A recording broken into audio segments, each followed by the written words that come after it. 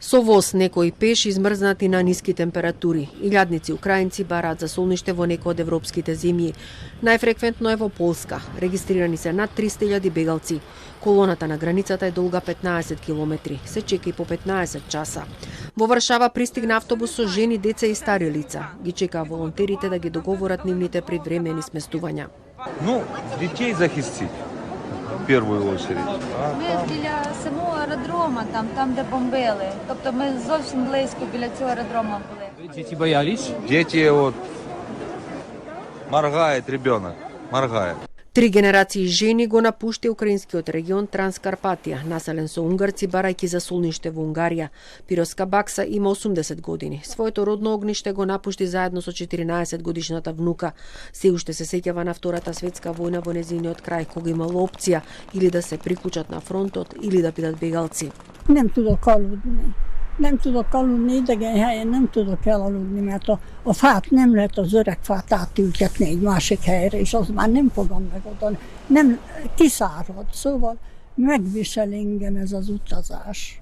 Автобус со десетици украински бегалци пристигна и во Атина. Жените и децата беа тестирани за ковид. На бегалците им беа дадени подароци. Τρόμαξα, πώς θα σας πω, εντάξει δεν το πιστεύαμε πρώτες μέρες τι έγινε, κάπως ξυπνάς μια μέρα και δεν καταλαβαίνεις τι γίνεται και βλέπεις ότι πλέον η ζωή σου δεν θα είναι όπως ήταν και τρόμαξαμε, ναι, πιο πολύ για το κόσμο, για τις οικογένειες που έμειναν εκεί και τώρα που κάποιοι, που οι γνωστοί μου, τα ξαδέλφια μου που πήγαιναν να πολεμάνε, αυτό φοβόμαστε και...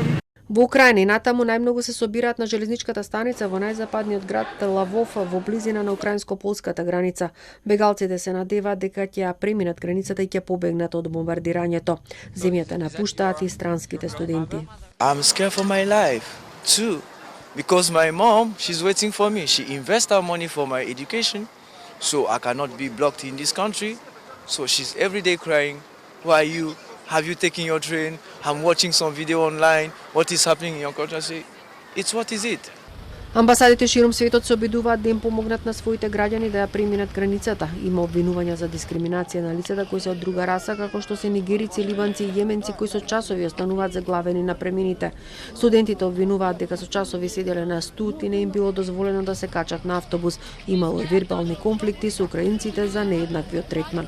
Меѓународната организација за миграција соопшти дека околу 470.000 странски државјани, вклучувајќи студенти и работници мигранти, се заглавени во Украина.